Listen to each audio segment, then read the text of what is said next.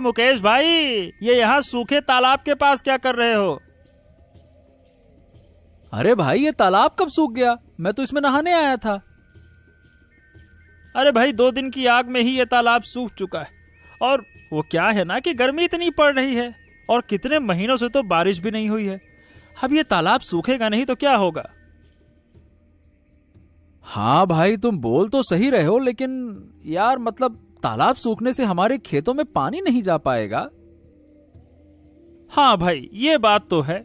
इसीलिए मैं तो अपने कुएं से पानी लेकर अपने खेतों की सिंचाई करता हूँ, और वो भी न जाने कब तक करना होगा, क्योंकि ऐसी गर्मी पड़ रही है तो क्या पता मेरा कुआं भी सूख जाए। हाँ भाई, तुम बिल्कुल ठीक कह रहे हो। चलो भाई, अब चलते हैं। बाप रे बाप, बड़ी गर्मी लग रही है, नहाना भी नहीं हो पाया। ये है सूरजपुर गांव। ये गांव हरे भरे खेतों, फलों के बागों से घिरा हुआ था। गांव के लोग मेहनती और खुशहाल थे। वो सुबह से शाम तक अपने खेतों में काम करते और अपनी फसलों को उगाते थे। गांव में एक राजा राज करते थे, जिनका नाम सूर्यसेन था। राजा सूर्यसेन दयालु और अपनी प्रजा का बहुत ध्यान रखते थे। उनका एक चतुर और अनुभवी मंत्री था, जिसका नाम बुद्धि सागर था। महाराज, आपके आदेशानुसार मैंने बादलपुर गांव के राजा को पानी और अनाज की भारी कमी की समस्या के ऊपर जानकारी भिजवा दी है। अब बस उनके जवाब का इंतजार रहेगा। हाँ, लेकिन महामंत्री जी, वो सब तो ठीक है, पर मुझे क्या लग रहा है कि हमें अब अपने खजाने को खोलना ही पड़ेगा गांव में आई इस समस्या को सुलझाने के लिए। अरे नहीं महाराज, ऐसा नहीं होगा। आप चिंता मत कीजिए।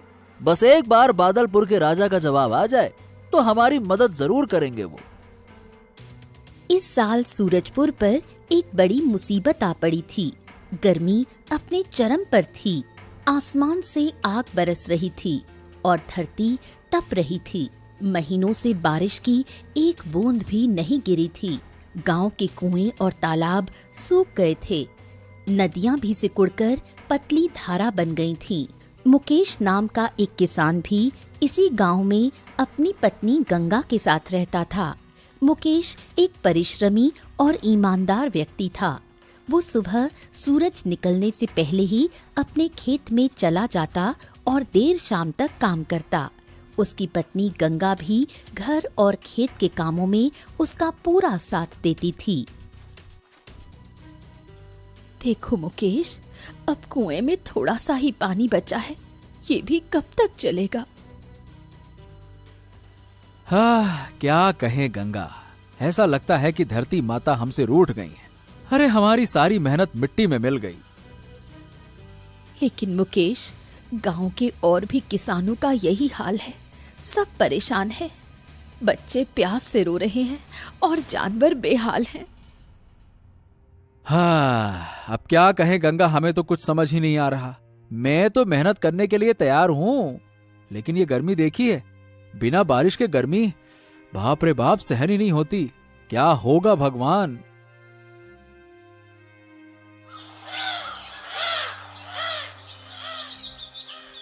अरे रत्नाकर चाचा, अब आप ही बताओ, क्या होगा इतनी गर्मी में हमारा? गर्मी से तो अब गांव के बच्चे भी बेहाल हो गए हैं। बाप रे बाप। हाँ भाई, ऊपर से फसल बर्बाद होने के कारण बाजार में सब्जियों के दाम भी बढ़ गए हैं। हाँ हाँ, ये तो तुम लोग ठीक बोल रहे हो, लेकिन इस गांव का बुजुर्ग किसान होने के नाते मैं कहना चाहता हूं कि हमें फिर से राजा के पास इस समस्या के ऊपर बात करनी होगी, नहीं तो मुझे लग रहा है कि हमारी हालत और भी खराब होने वाली है। हाँ रत्नाकर चाचा, तुम बिल्कुल सटीक बात बोल रहे हो। अगर हम राजा के पास नहीं गए ना तो बहुत देर हो जाएगी। हाँ। तो ठीक है चाचा, कुछ दिन और रुक जाते हैं, उसके बाद हम लोग खुद ही जाएंगे राजा के पास। क्यों, ठीक है ना? धीरे धीरे गांव के किसानों की हालत और खराब होती गई। गर्मी और सूखे के कारण कई लोग बीमार पड़ने लगे, पशु मरने लगे और खेतों में दरारें पड़ने लगी। गांव में मातम का माहौल छा गया। एक दिन गांव के कुछ बुजुर्ग और कुछ किसान के साथ साथ मुकेश भी राजा सूर्यसेन के पास अपनी परेशानी लेकर गए। वो राजा के दरबार में हाथ जोड़कर खड़े हो गए। महाराज, इस साल हमारे गांव पर प्रकृति का कहर टूटा है। बारिश न होने से सब कुछ सूख गया है। हमारे खेत बंजर हो गए हैं और हमारे पास पीने के लिए भी पानी नहीं बचा है। लोग और जानवर मर रहे हैं। हमारी आपसे प्रार्थना है महाराज, हमारी मदद कीजिए। हाँ, मैं आप लोगों की समस्या समझ सकता हूं। इसीलिए मैंने आप लोगों के बोलने से पहले ही बहुत सारे प्रयास किए हैं, लेकिन अभी तक मुझे भी इस प्राकृतिक समस्या से निपटने का उपाय नहीं मिला। लेकिन आप लोग चिंता मत करिए, मैं जल्द ही कुछ न कुछ करूंगा। लेकिन महाराज, अगर हमें कहीं से भी थोड़ा बहुत भी पानी मिल जाता तो कुछ दिनों के लिए राहत मिल जाती, क्योंकि गांव के किसान सबसे ज्यादा पानी की समस्या से परेशान है महाराज। हाँ। ये सब सुनने के बाद राजा अपने महामंत्री की तरफ देख बोलते हैं, मंत्री जी, आप देख रहे हैं ना कि हमारे गांव में कितना बड़ा संकट आया है। मेरी प्रजा पानी की एक एक बूंद के लिए तरस रही है। अब हमें कुछ करना होगा, कोई ऐसा उपाय ढूंढना होगा जिससे इस सूखे की समस्या को हल किया जा सके। महाराज, बहुत खोजने के बाद मुझे एक बात पता चली है। इस गांव के बाहरी इलाके में पहाड़ों के पीछे एक रहस्यमयी पहर है। वहां पर कई सिद्ध और ज्ञानी ऋषि मुनि तपस्या करते हैं। शायद उनमें से किसी के पास कोई ऐसा उपाय हो जिससे हमें इस संकट से मुक्ति मिल सके। क्या बात कर रहे हो, सच में? हो, तो फिर हमें तुरंत वहां किसी को भेजना चाहिए। सुनिए, तो जो भी जंगल से होते हुए उस पहाड़ में जाकर किसी ऋषि मुनि से बात करके गांव के लिए पानी लाने का कोई उपाय या कोई जादुई वस्तु लेकर आएगा, मैं उसे बहुत सारा धन और सम्मान दूंगा। लेकिन महाराज, वहां जाना इतना भी आसान नहीं है, क्योंकि उस पहाड़ का रास्ता बहुत कठिनाइयों से भरा हुआ है। जंगल के रास्ते से होकर जाना होता है और वहां खतरनाक खतरनाक जंगली जानवर होते हैं महाराज। हाँ, ये बात आपकी ठीक है। अब हमारे पास इसके अलावा कोई उपाय भी तो नहीं है मंत्री जी। इसीलिए हमें गांव के सबसे बहादुर और निडर व्यक्ति की जरूरत है जो उस पहाड़ पर ऋषि मुनि से बात करे। राजा ने तुरंत पूरे गांव में ये घोषणा करवाई कि जो भी व्यक्ति पहाड़ों के उस रहस्यमयी पहर में जाकर किसी ऋषि मुनि से मिलकर गांव के लिए कोई जादुई वस्तु या पानी लाने का उपाय खोज कर लाएगा, उसे राजा की ओर से ढेर सारा इनाम दिया जाएगा। गांव के कई साहसी युवक राजा की घोषणा सुनकर उस पहर की ओर जाने के लिए तैयार हुए, लेकिन वो पहर बहुत खतरनाक माना जाता था।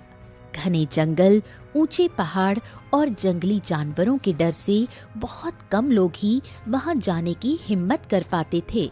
लेकिन जैसे ही मुकेश ने जब राजा की घोषणा सुनी, अगर मैं उस पहर में जाकर किसी ऋषि मुनि से मिलकर कोई उपाय ला सकूं, तो ये तो मेरे गांव और मेरे लोगों के लिए बड़ा अच्छा होगा, उनकी जान बच जाएगी। हाँ ठीक है, चलो मैं चलता हूं उन महान ऋषि मुनि से मिलने। तभी मुकेश अपनी पत्नी गंगा को सारा कुछ बताने पहुंच जाता है। गंगा, मैंने राजा की घोषणा सुनी है। मैं उस पहर में जाकर किसी ऋषि मुनि से मिलने और गांव के पानी का कोई उपाय ढूंढने का सोच रहा हूं। क्या तुम ये क्या कह रहे हो? वो पहर बहुत खतरनाक है। वहां जंगली जानवर और अनजान खतरे हैं। मैं तुम्हें अकेले वहां नहीं जाने दूंगी। अब गंगा, देखो, मैं जानता हूं कि तुम्हें मेरी चिंता होगी, लेकिन मुझे यह भी पता है कि हमारे गांव के लोग किस हाल में हैं। देखा है ना, बच्चों की प्यासी आंखें मुझसे देखी नहीं जाती। अगर मैं कोशिश ना करूं तो भी मैं कभी खुद को माफ नहीं कर पाऊंगा, और मुझे विश्वास है कि ईश्वर मेरी मदद करेंगे। मैं तुम्हें नहीं रोकूंगी, लेकिन अपना ख्याल रखना। और जल्द ही लौट आना।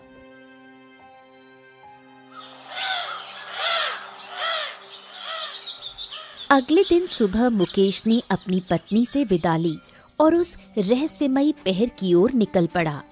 उसका मन गांव के लोगों की चिंता और एक उम्मीद की किरण से भरा हुआ था। कुछ देर चलने के बाद मुकेश अपनी मंजिल की सबसे खतरनाक जगह पर पहुंचा, जो ये जंगल था। अरे बाप रे बाप, ये जंगल तो बहुत घना है और न जाने कौन कौन से जानवर यहाँ रहते होंगे। लेकिन मुझे यहाँ बहुत सावधानी बरतनी होगी, क्योंकि किसी भी वक्त कोई भी जंगली जानवर मेरे ऊपर हमला कर सकता है।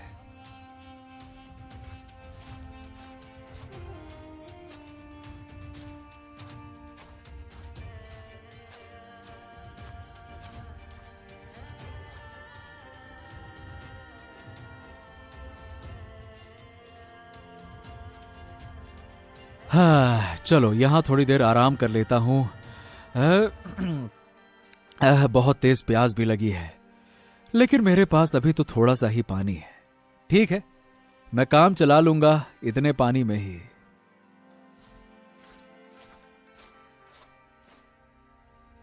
मुकेश जब जंगल के बीचों बीच था, जैसे ही मुकेश एक पेड़ के नीचे आराम करने बैठा, तभी उसके पास एक खरगोश आया। अरे अरे अरे, ये क्या? ये खरगोश तो मेरे पास ही आ रहा है। कहीं ये कोई जादुई खरगोश तो नहीं है? चलो इसे भगाता हूँ। अरे अरे अरे अरे, भाग यहाँ से। हुर, भाग। अरे भाग जा, नहीं तो मैं बताऊं क्या, मारूं। हट हट। अरे नहीं नहीं नहीं नहीं दोस्त, मैं एक रहस्यमयी खरगोश हूँ और तुम्हें मुझसे डरने की कोई जरूरत नहीं है। वैसे ये बताओ, तुम कहाँ जा रहे हो? मैं वो जंगल के बाहर वाले पहाड़ों पे जा रहा हूं, जहां महान ऋषि मुनि रहते हैं। मुझे उनसे अपने गांव की समस्या के ऊपर कोई उपाय लेना है। अच्छा, तो तुम वहां जा रहे हो। ठीक है, तुम मेरे लिए एक काम करो। जब तुम उन महान ऋषि मुनियों से मिलोगे ना, तब उनसे पूछना कि मैं कब इंसानी रूप में आऊंगा, कब मेरा श्राप खत्म होगा। पूछोगे ना? हाँ हाँ ठीक है खरगोश जी, मैं उनसे आपके सवाल का जवाब जरूर पूछूंगा। मुकेश ये बोल फिर से अपने रास्ते निकल जाता है। तभी थोड़ी देर चलने के बाद उससे एक हिरण मिलता है। अरे भाई, क्या तुम मुझे पानी पिला सकते हो? मैं अभी बहुत थका हुआ हूँ, कल से कुछ खाया पिया नहीं। हाँ हाँ हाँ, क्यों नहीं हिरण जी, ये लो, थोड़ा सा पानी मेरे पास है, लो लो पी लो। मुकेश हिरण को पानी पिलाता है। जब हिरण की प्यास बुझ जाती है तब, हाँ, तुम कहाँ जा रहे हो दोस्त? मैं जंगल वाले पहाड़ों पे जा रहा हूँ, जहाँ ऋषि मुनि रहते हैं। अच्छा, तो तुम वहां जा रहे हो।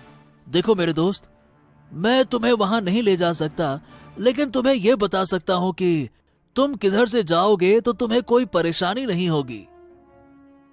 अच्छा ऐसी बात है, तो जल्दी से मुझे बता दीजिए हिरण जी, क्योंकि मुझे इस जंगल के बारे में कुछ नहीं पता। हाँ देखो दोस्त, तुम इस रास्ते से जाओ, क्योंकि दूसरा वाला रास्ता तुम्हारे लिए ठीक नहीं। वहां खतरनाक जीव रहते हैं। हाँ, सब मेरे जैसे नहीं होते ना जंगल में। जाओ जाओ। मुकेश के पास जो थोड़ा सा पानी था वो तो खत्म हो गया, लेकिन बदले में उसे पहाड़ों तक पहुंचने का सही रास्ता मिल गया था। और अब मुकेश थोड़ा खुश होकर जल्दी जल्दी वहां जाने लगा। थोड़ी ही दूर जाने के बाद उसे एक बुढ़िया मिली, जो जंगल में ही एक छोटी सी कुटिया के पास बैठी थी। अरे बूढ़ी माँ, आप यहाँ जंगल में अकेली क्यों बैठी हैं? बेटा, मैं यहीं रहती हूँ, लेकिन तुम कौन हो और कहाँ जा रहे हो? मुकेश बुढ़िया को सारी बातें बताता है और तब बुढ़िया बोलती है, बेटा, तुम जब उन महर्षि मुनि से मिलो तो मेरे एक प्रश्न का जवाब पूछते आना कि मेरा ये पेड़ कुछ सालों से फल नहीं दे रहा, तो क्या करने पर ये पेड़ फिर से पहले की तरह फल देने लगेगा। ठीक है बूढ़ी माँ, मैं आपके सवालों का जवाब जरूर पूछूंगा।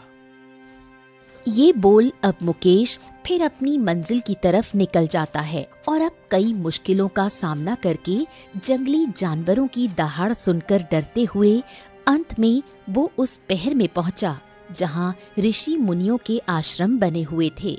उसने एक शांत और पवित्र स्थान देखा जहां एक वृद्ध ऋषि अपनी कुटिया के बाहर बैठे ध्यान कर रहे थे। मुकेश धीरे धीरे उनके पास गया और उन्हें प्रणाम किया। हे महान ऋषि, मैं सूरजपुर गांव से आया हूं। हमारे गांव पर सूखे का बहुत बड़ा संकट आया है। लोग और जानवर प्यास से मर रहे हैं। कृपया हमारी मदद करें। क्या आपके पास कोई ऐसा उपाय है जिससे हमारे गांव को पानी मिल सके? ऋषि ने अपनी आंखें खोली और मुकेश की ओर देखा। उनकी आंखें शांत और करुणामयी थीं। उन्होंने मुकेश की दुख भरी कहानी सुनी और कुछ देर तक विचार किया। हे वत्स, मैं तुम्हारी पीड़ा समझ सकता हूं। प्रकृति का प्रकोप कभी कभी ऐसा ही होता है, लेकिन तुम एक साहसी और बहादुर व्यक्ति हो, इसीलिए मैं तुम्हें एक जादुई मटका दूंगा। इस मटके में हमेशा पानी भरा रहेगा। तुम इसे अपने गांव ले जाओ और इसका पानी सभी लोगों और जानवरों को पिलाओ। लेकिन याद रखना, इस मटके का पानी कभी भी व्यर्थ नहीं करना। ऋषि ने अपनी कुटिया के अंदर से एक छोटा सा मिट्टी का मटका निकाला। वो देखने में साधारण लग रहा था, लेकिन उसमें एक अद्भुत शक्ति छिपी हुई थी। ऋषि ने वो मटका मुकेश को दिया। हे महान ऋषि, आपका बहुत बहुत धन्यवाद। आपने हमारे गांव पर बहुत बड़ा उपकार किया। लेकिन मुझे आपसे 2 सवालों का जवाब चाहिए। पहला ये कि जो रास्ते में मुझे एक खरगोश मिला था, उसका श्राप कब खत्म होगा और कब वो इंसानी रूप में वापस आएगा? और दूसरा, मुझे बूढ़ी माँ मिली थी, उनका वो पेड़ कब उन्हें फल देना चालू करेगा? बिल्कुल बालक, देखो, तुम उस खरगोश से बोलना कि जब उसे कोई लोभ रहित व्यक्ति स्पर्श करेगा तब वो अपने इंसानी रूप में वापस आएगा। और वो बूढ़ी जब अपने पेड़ से फल की चिंता ना करते हुए उसे रोज मन से पानी देगी और उसकी देखभाल करेगी, तब उसका वो पेड़ खुद ब खुद फल देने लगेगा। मुकेश ने ऋषि से सारे प्रश्नों के जवाब लिए, उन्हें बार बार प्रणाम किया और उस जादुई मटके को लेकर खुशी खुशी अपने गांव की ओर रवाना हुआ। थोड़ी देर बाद जब वो जंगल में आया तो उसे वही बुढ़िया मिली।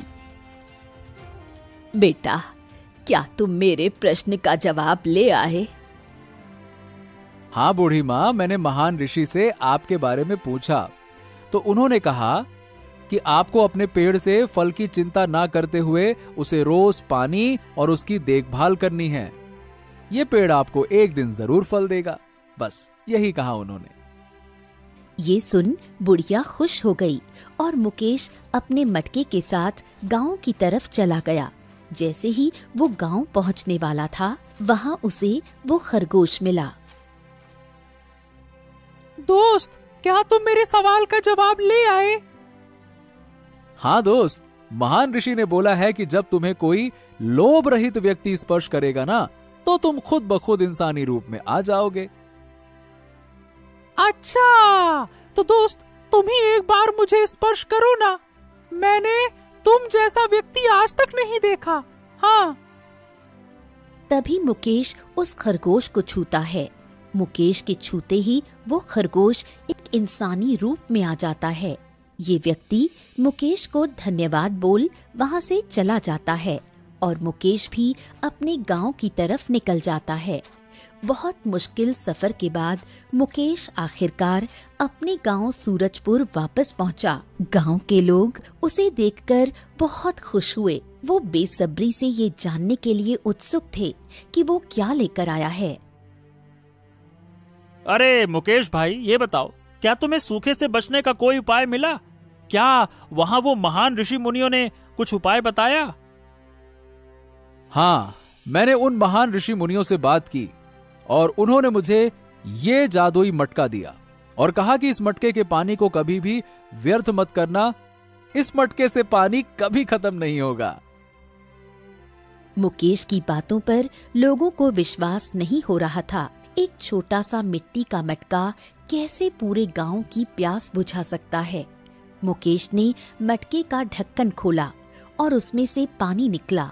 सभी आश्चर्यचकित रह गए जब उन्होंने देखा कि मटके में पानी खत्म ही नहीं हो रहा था। वो जितना पानी निकालता, मटका उतना ही पानी से भरा रहता। अरे वाह भैया वाह, ये तो सच में जादुई मटका निकला। वाह वाह वाह वाह मुकेश, तुमने तो कमाल कर दिया भैया, कमाल कर दिया। गांव के लोगों की खुशी का ठिकाना नहीं रहा। उन्होंने मुकेश का धन्यवाद किया और उस जादुई मटके से पानी लेकर अपनी प्यास बुझाई। सूखे खेतों में फिर से हरियाली लौटने लगी। कुएं और तालाब फिर से पानी से भर गए। जब राजा सूर्यसेन को इस जादुई मटके के बारे में पता चला तो वो भी बहुत प्रसन्न हुए। उन्होंने मुकेश को दरबार में बुलाया और उसका भव्य स्वागत किया। मुकेश, तुमने वाकई में एक अद्भुत काम किया है। तुमने अपनी हिम्मत और चतुराई से हमारे गांव को सूखे के संकट से बचाया है। हम तुम्हें तुम्हारा इनाम अवश्य देंगे। राजा ने मुकेश को ढेर सारा धन, जमीन और सम्मान दिया। पूरे गांव में मुकेश की बहादुरी और बुद्धिमानी की चर्चा होने लगी। जादुई मटके के कारण सूरजपुर गांव फिर से खुशहाल हो गया। लोगों के चेहरे पर मुस्कान लौट आई। मुकेश और गंगा भी सुख और शांति से रहने लगे। वो हमेशा उस ऋषि मुनि के आभारी रहे जिन्होंने उनकी मदद की थी। लेकिन ऋषि की बात मुकेश और गांव के लोगों को हमेशा याद रही कि उस जादुई मटके के पानी को कभी भी व्यर्थ नहीं करना है। उन्होंने हमेशा उस पानी का सावधानी से उपयोग किया और कभी भी उसे बर्बाद नहीं किया। राजा अभिराज की पत्नी का नाम रूपमती था, जो अत्यंत सुंदर और बुद्धिमान थी। उनके पास एक अद्भुत तोता था जो मनुष्य की भाषा बोलने और समझने में सक्षम था। रानी, मुझे लगता है कि तुम्हें महाराज को अपने हाथों से भोजन बनाकर खिलाना चाहिए, और यदि खाना कोई और बनाए तो उसकी जांच अवश्य होनी चाहिए। लेकिन तुम ऐसा क्यों बोल रहे हो? क्योंकि मुझे इस महल में कहीं न कहीं षड्यंत्र की बू आ रही है। ऐसा लगता है कि यहाँ पे कुछ गलत हो रहा है और कोई न कोई हमारी नजरों से छुपकर हमारे खिलाफ साजिशें रच रहा है। मुझे डर है कि अगर हम सावधान नहीं रहे तो हमें इसका भारी खामियाजा भुगतना पड़ सकता है। तुम सही कह रहे हो, किंतु महाराज मेरी इस बात से सहमत नहीं होंगे। मुझे किसी न किसी तरीके से उन्हें मनाना होगा। तभी राजा अभिराज कक्ष में प्रवेश करते हैं। स्वामी, मैं एक महात्मा जी के पास गई थी। उन्होंने मुझे एक व्रत रखने को कहा है। इसमें मुझे स्वयं भोजन बनाना होगा और आपको मेरे ही हाथों से बना हुआ भोजन खाना होगा। क्या स्वामी जी ने ऐसा कहा तुम्हें? लेकिन रानी, क्या तुम जीवन भर स्वयं ही मेरे लिए भोजन बनाओगी? नहीं स्वामी, ये व्रत केवल 3 महीनों का ही है। यदि बीच में टूट गया तो मुझे फिर से 3 महीने तक यही व्रत दोबारा करना होगा। नहीं नहीं रूपमती, ठीक। अगर तुमने ऐसा कोई व्रत लिया है तो अवश्य ही मैं भी उसका भागीदार बनूंगा। धीरे धीरे 3 महीने बीत गए।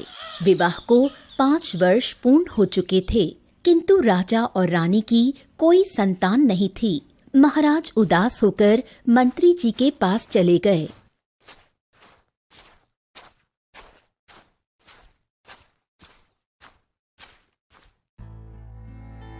मंत्री जी, मुझे एक बात बताइए। आप तो जानते ही हैं कि हमारी अभी तक कोई संतान नहीं है। हम चाहते हैं कि इस नगर के बड़े से बड़े वैद्य को बुलाकर रानी के लिए संतान प्राप्ति की औषधि बनवाई जाए। महाराज, ये तो सच है कि हमारे नगर में कई सारे प्रसिद्ध वैद्य हैं, लेकिन क्या आपको नहीं लगता महाराज कि हमें थोड़ी और सोच विचार कर करना चाहिए? नहीं तो नगर के बाहर एक ऐसा वैद्य है महाराज, जो न केवल अपनी कला में निपुण है, बल्कि उसकी औषधियां भी बहुत प्रभावशाली मानी जाती हैं महाराज। किंतु वो नगर से बहुत दूर एक कुटिया में रहते हैं, और हाँ, वो अब काफी बूढ़े हो चुके हैं, तो वो यहाँ नहीं आ सकते। महारानी को लेकर ही उनके पास जाना होगा, तभी वो समस्या सुलझा सकेंगे। तो ठीक है मंत्री जी, देर किस बात की है? समय हमारे हाथ से निकलता जा रहा है। आप तत्काल उस महान वैद्य के पास जाने के लिए व्यवस्था करवाइए और प्रस्थान करते हैं हम। रानी की समस्या बताने में कोई झिझक नहीं होनी चाहिए। यदि रानी स्वयं न जा सके तो उसका तोता साथ में ले जाइए। वो साधारण पक्षी नहीं है, उसमें मनुष्य जैसे बोलने और समझने की शक्ति है। रानी जी जो उससे कहेंगी वही बात वो तोता वैद्य जी को बताएगा। ठीक है? जी महाराज, मैं भी यही सोच रहा था और यही उचित होगा। मंत्री ने रानी के प्रिय तोते का साथ लिया और वैद्य के पास जाने के लिए निकल पड़ा। चलते चलते एक बड़े जंगल में पहुंचा। उसने तोते को हाथ में दबाकर पकड़ लिया। मुझे इस मंत्री की चाल कुछ ठीक ना लग रही। अवश्य ही ये कोई षड्यंत्र कर रहा है। मंत्री जी, क्या आप मुझे थोड़ी देर के लिए आजाद कर देंगे? क्या है कि मुझे जंगल के फल खाने की बहुत इच्छा है। मैंने बहुत दिनों से जंगल के फल नहीं खाए हैं।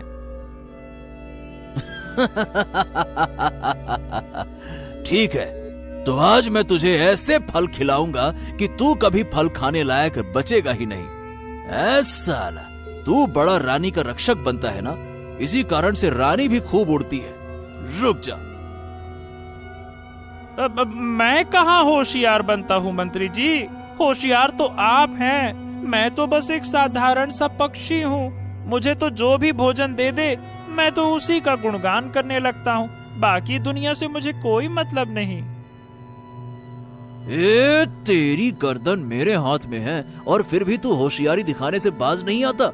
लेकिन मेरे हाथों से आज तक कोई बच नहीं सका है। याद रखना, राजा विराज को भी तो मैंने ही मौत के घाट उतारा था, और आज तक कोई भी मुझे समझ ही नहीं पाया कि कातिल कौन है। मैं मंत्री जी, आप ये भूल रहे हैं कि मैं सिर्फ सुनना नहीं बल्कि बोलना भी जानता हूँ, और जो कुछ मैंने सुना है अब वो सबको पता चलेगा। एक एक सच उजागर होगा। अबे तेरा टेटुआ दबा के खत्म कर दूंगा ना। जब तू जिंदा ही नहीं रहेगा तो कुछ कहेगा कहां से? मैं तुझे यहीं खत्म कर दूंगा और महल में सबको कह दूंगा कि जैसे ही मौका मिला तू घने जंगल में उड़ गया, बाकी तोतों की तरह। सच्चाई किसी को कभी पता नहीं चलेगी। अरे मंत्री जी, इस नगर का राजा जिंदा रहे या मर जाए, वो राजा रहे या आप बन जाए, मुझे क्या? मैं तो बस भोजन से मतलब रखता हूँ। आप मुझे मारिए मत। आप चाहेंगे तो मैं महल वापस नहीं जाऊंगा।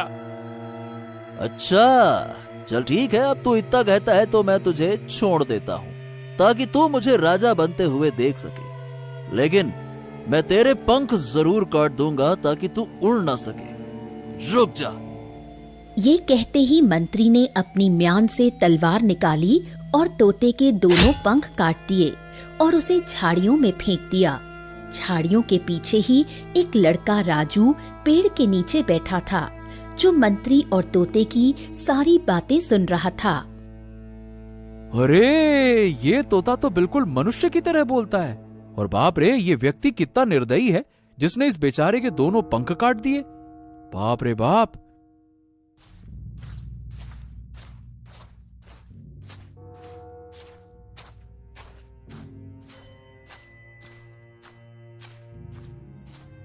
राजू ने तोते को उठाया और प्यार से सहलाने लगा। मेरी मदद करो, मेरी मदद करो। उस निर्दयी मंत्री ने मुझे अधमरा करके छोड़ दिया। अगर तुम चाहो तो मुझे ठीक कर सकते हो। इस पेड़ की छाल को रगड़कर मेरे जख्म पर लगा दो, मेरे पंख फिर से उगने लगेंगे। हैं? लेकिन मैं ऐसा क्यों करूं? इससे मेरा क्या फायदा? अगर तुमने ऐसा कर दिया तो तुम जो कहोगे मैं वही करूंगा। ठीक है, अगर ऐसा है तो तुम ठीक होने के बाद मेरे ही साथ रहोगे, ठीक है? राजू ने पेड़ की छाल को रगड़ा और उसका रस तोते के जख्म पर लगा दिया। कुछ ही देर में उसके पंख फिर से निकल आए और वो पूरी तरह ठीक हो गया। हाँ, तुम्हारा बहुत बहुत धन्यवाद मित्र। आज जो कुछ भी तुमने मेरे लिए किया है उसे मैं कभी भूल नहीं सकता। हाँ। अब तुम ठीक हो गए, बस चलो मेरे साथ, अब चलो। लेकिन अब तुम्हें मेरा एक और काम करना होगा। अरे अभी तो तुम मेरे सामने हाथ पैर जोड़ रहे थे और अब मुझे आदेश दे रहे हो, क्यों? नहीं नहीं नहीं नहीं, ऐसी वैसी कोई बात नहीं है। मेरी बात मानने में तुम्हारी ही भलाई है। मैं तुम्हें बहुत धनवान बना दूंगा और बहुत सुंदर लड़की से तुम्हारा विवाह भी करवा दूंगा। बस तुम उस मंत्री का पीछा करो और उसकी गतिविधियों पर नजर रखो। हाँ। तोते की बात सुनकर राजू मंत्री के पीछे पीछे चल पड़ा। घना जंगल पार करते ही वो एक कुटिया के पास पहुंचा। वैद्य जी, मैं महारानी के लिए औषधि लेने आया हूँ।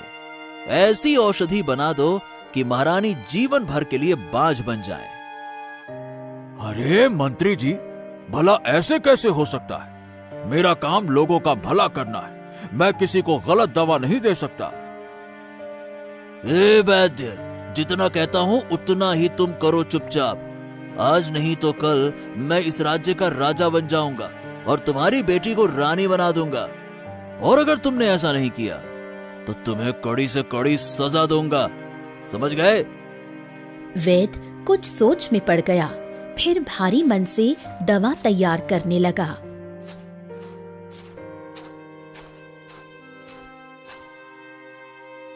ये लीजिए मंत्री जी, ये रही वो औषधि। आपको हर सप्ताह इसे लेने आना होगा। 5 महीनों तक निरंतर सेवन के बाद महारानी की कोख सदा के लिए सूनी हो जाएगी। फिर वो चाहकर भी कभी मां नहीं बन पाएंगी। मंत्री ने वैद्य से वो दवा ली और उसे 100 स्वर्ण मुद्राएं देकर वहां से चला गया।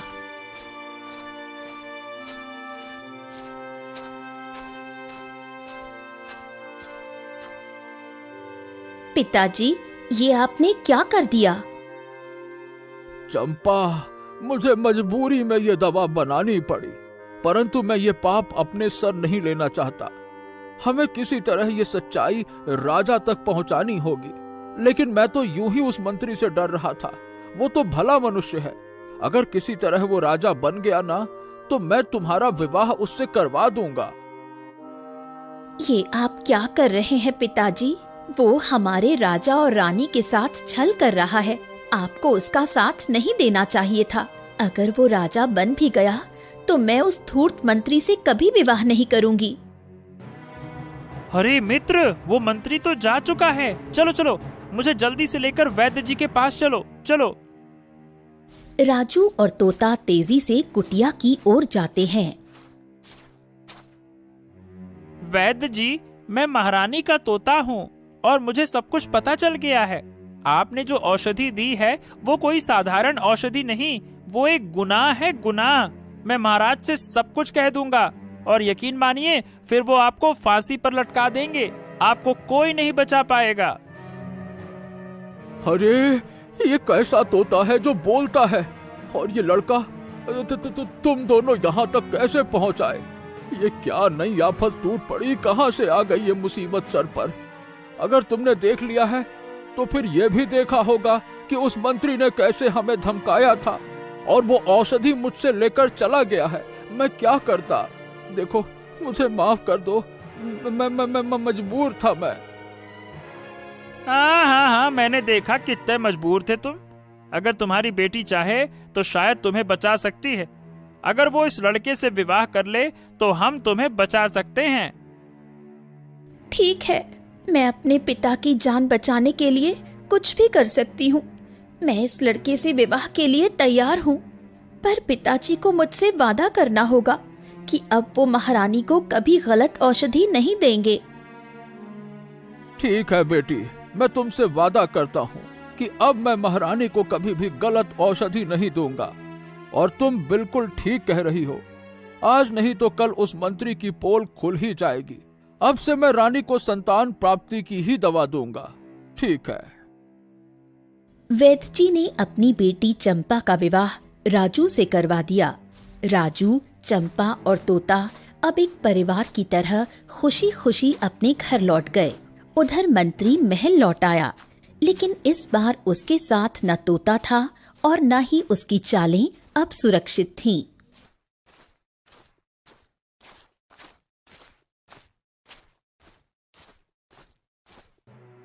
महाराज की जय हो, महाराज की जय हो। महाराज, आपकी आज्ञा के अनुसार मैं औषधि लेकर आया हूँ, जैसा आपने आदेश दिया था। ये रही औषधि।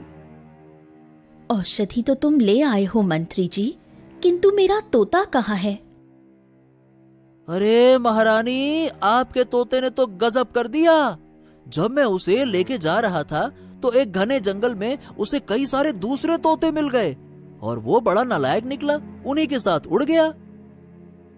नहीं नहीं, मेरा तोता ऐसा नहीं कर सकता। उसे महल में किसी भी चीज की कमी नहीं थी, वो भला ऐसा क्यों करेगा? महारानी जी, अब पक्षी तो पक्षी ही होते हैं, उड़ना उनकी फितरत है, क्या करे। वो भी अपने जैसे पक्षियों के साथ उड़ चला। अच्छा छोड़िए इन बातों को, आप ये देखिए, ये रही औषधि। मंत्री जी ने जैसे ही औषधि राजा को दी, राजा के हाथों से वो शीशी फिसल गई और सारी औषधि जमीन पर बिखर गई। अरे ये क्या? ओहो, मेरी लापरवाही से सारी औषधि बर्बाद हो गई। अरे मूर्ख राजा कहीं के, मेरे किए कराए पर पानी फेर दिया तूने। हाँ। कोई बात नहीं मंत्री जी, संभवतः आज आप थक गए होंगे। कल पुनः वैद्य जी के पास जाकर औषधि ले आइएगा। सुबह होते ही मंत्री जी औषधि लेने के लिए वैद्य जी के पास चल पड़ते हैं।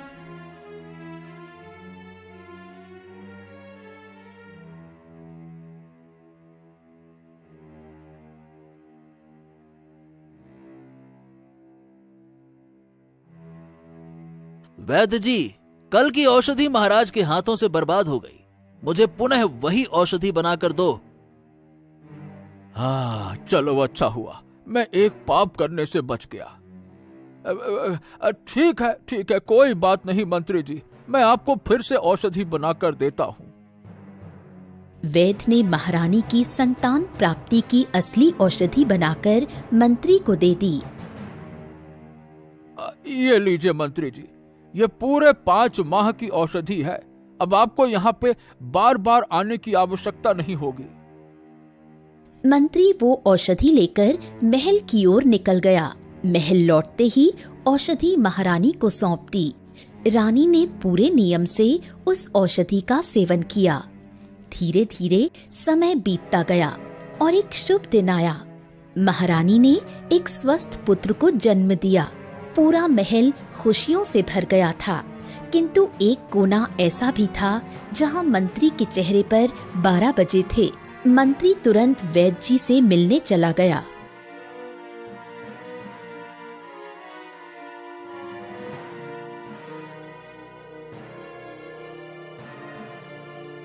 तूने मुझे धोखा दिया वैद्य, चालबाज कहीं के। मैंने तुझसे रानी के बांझ होने की दवा मांगी थी और तूने संतान प्राप्ति की औषधि दे दी। मंत्री जी, मैंने आपका आदेश मानने से इनकार किया क्योंकि वो पाप था। अब आप जो भी सजा देना चाहें बेहिचक आप दे दीजिए, मैं तैयार हूँ। मंत्री तलवार निकालकर वैद्य पर झपटा। राजू, देखो देखो, मंत्री ने तलवार खींच ली है। अब बहुत हो चुका, जल्दी से कुछ करो। अब अपनों की रक्षा के लिए जान की बाजी लगानी ही पड़ेगी।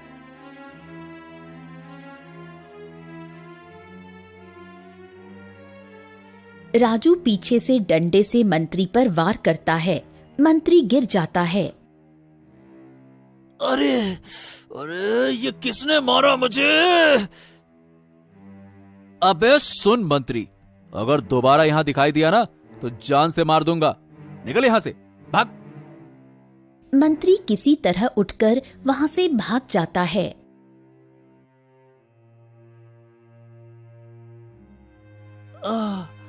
महाराज, मैं वैद्य को स्वर्ण मुद्राएं देने ही जा रहा था कि एक लुटेरा रास्ते में मिल गया। उसने मुझसे स्वर्ण मुद्राओं की थैली छीन ली और देखिए, मुझे पूरी तरह से पीटा भी है। अरे रे! क्या? ये क्या बात कर रहे हो? किसी ने तुम्हारे साथ ऐसा दुस्साहस किया? सैनिकों, जाओ और उस लुटेरे को पकड़कर मेरे सामने लेकर आओ। सैनिक राजू को पकड़कर दरबार में लाते हैं। उधर तोता राजू को जंगल में सब जगह खोजता है। क्या तुम ही वो लुटेरे हो जिसने मेरे मंत्री से स्वर्ण मुद्राएं छीन ली? महाराज, मैं कोई लुटेरा नहीं हूं, बल्कि मैं तो आपकी और आपकी महारानी की रक्षा कर रहा हूं। मैंने मंत्री को रोका, उसके लिए क्षमा करें महाराज। किंतु मंत्री जी वैद्य जी की हत्या करने जा रहे थे, मुझे मजबूरन उन पर हमला करना पड़ा। ए लुटेरे युवक, क्या तुझे जरा सा भी भय नहीं था कि तूने किस पर हमला किया? अरे मेरे ही नगर में रहकर लूटपाट करता है और मेरे ही महल में खड़ा होकर झूठ बोलता है। सैनिकों, इसे ले जाकर कारावास में डाल दो। ले जाओ। उधर तोता राजू को बहुत खोजता है, लेकिन राजू कहीं नहीं मिलता। फिर तोता उड़ता हुआ रानी के पास आ पहुंचता है। तुम आ गए, मैं तुम्हें देखकर खुश नहीं हूँ। जाओ, लौट जाओ अपने मित्र तोतों के पास। प्रिय रानी, मैं किसी तोते के पास नहीं गया था, बल्कि उस दुष्ट मंत्री ने मुझे घायल करके जंगल में फेंक दिया था। मेरे पंख काट दिए थे उसने। मेरी रक्षा राजू नाम के लड़के ने की, जो पता नहीं कहाँ इस वक्त कहीं गुम हो गया है। जिस मंत्री की तुम बुराई कर रहे हो, उसी की लाई हुई औषधि से मैं माँ बनी हूँ। मुझे अब किसी की बातें नहीं सुननी है। और जिस राजू की तुम बात कर रहे हो, वो अभी कारावास में कैद है। मंत्री को मारने के जुर्म में महाराज ने उसे कारावास में डलवा दिया है। क्या? राजू कारावास में कैद है? तोता तुरंत मंत्री के कमरे के पास जाकर छिप जाता है और उसके अगले षड्यंत्र का पता लगाने की कोशिश करता है। बस बस बस, अब और नहीं, यही मेरी आखिरी चाल है। आज रात उस रानी के बेटे का खेल खत्म। उसके बिस्तर के नीचे छुपा होगा मेरा हथियार, एक जहरीला सांप, और इस बार कोई भी मुझे रोक नहीं पाएगा। तोता घबराकर फड़फड़ाता है और तुरंत उड़कर राजा के पास जाता है। महाराज, महाराज जल्दी कीजिए, मंत्री आज रात रानी के पुत्र की हत्या करने जा रहा है। वो सांप लाकर शयन कक्ष में छोड़ने वाला है। हाँ। क्या? ये क्या बकवास कर रहा है तू? अगर तेरी बात झूठ निकली तो याद रखना, तुझे भी कठोर दंड मिलेगा। नहीं नहीं नहीं नहीं महाराज, आप स्वयं छिपकर देख लीजिए।